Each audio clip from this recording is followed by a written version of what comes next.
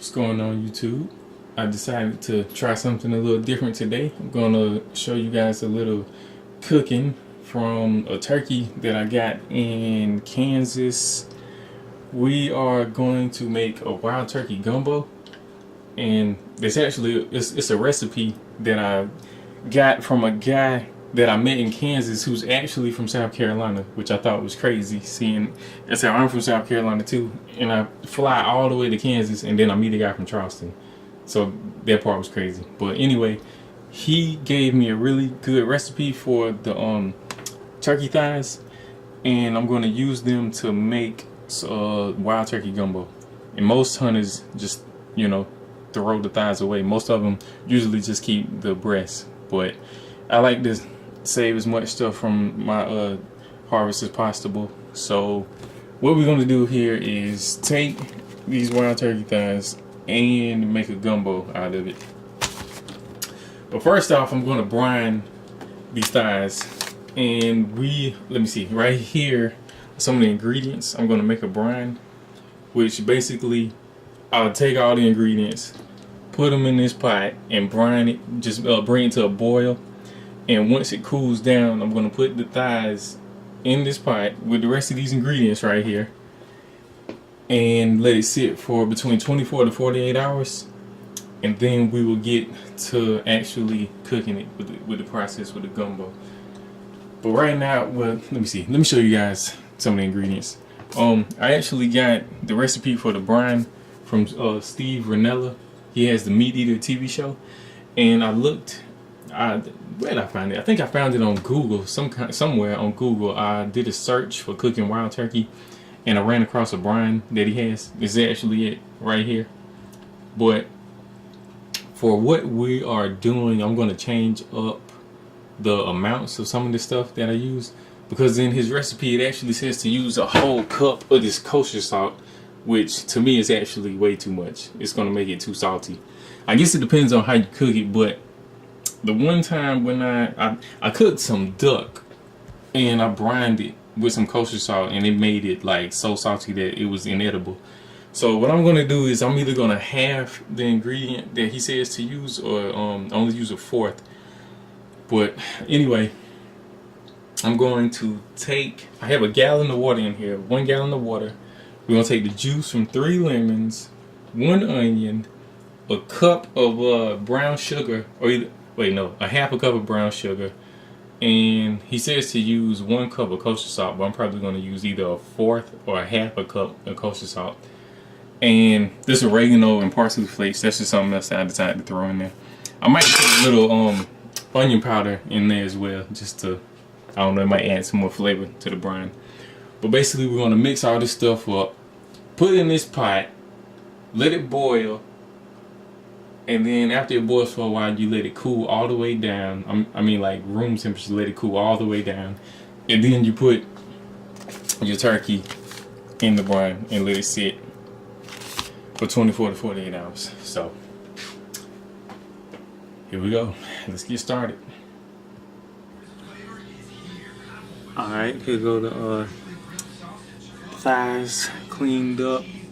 They had like a ton of feathers on them, but I got them mostly clean.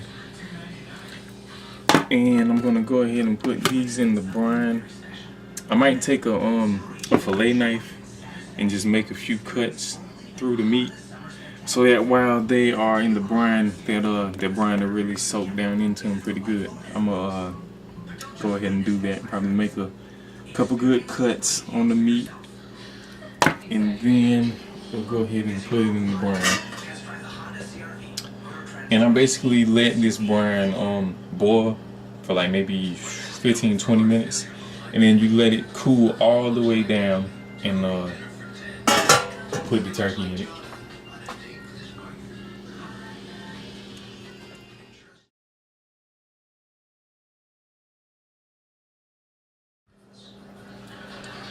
Alright, this is how the wild turkey is looking after it's been cooking for 5 hours.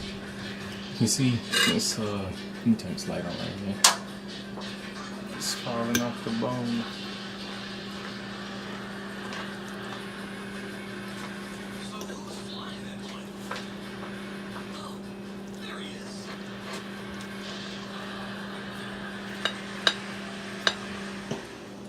Alright, here we go. This is the meat from those 2 turkey thighs.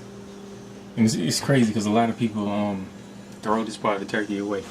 But I got all of this meat right here from 2 turkey thighs. And right now we got the bones from the thighs still in here simmering. This is going to be used as the broth that I'm going to make with the when we put the rest of the gumbo together. Oh man, I fogged up my lens.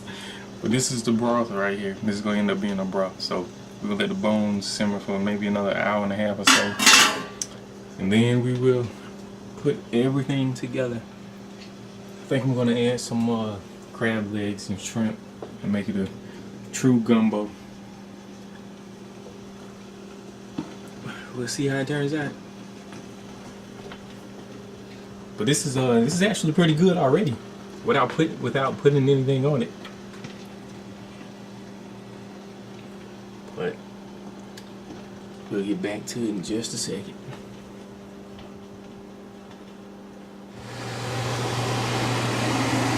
Got some sausage cooking to add in here. And I went to Kroger to get some crab legs, but they didn't have any, so I'm gonna have some shrimp added in here, but no crab legs this time.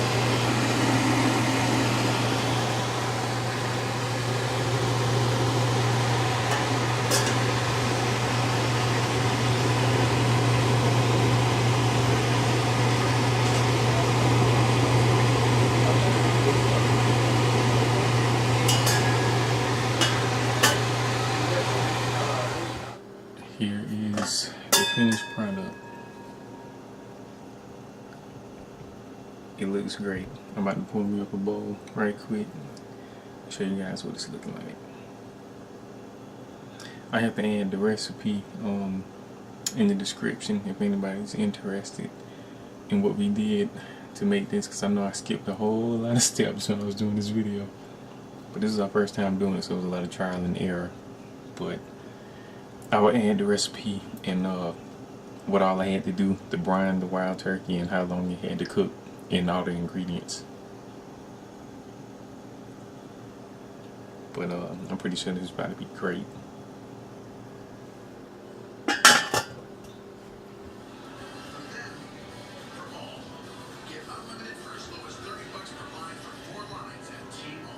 It's delicious. It turned out great. I'm happy. I didn't. Well, when I went to the store, they were sold out of crab legs, so I only have wild turkey and shrimp in here.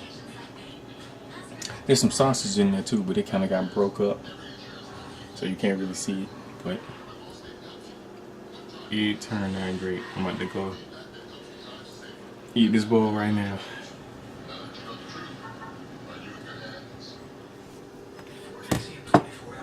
So next time, before you throw away your wild turkey thighs,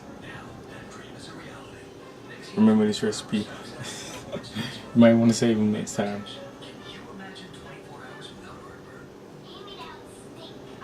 Until next time, YouTube, it's Blood, Sweat, and Gears 87, signing out.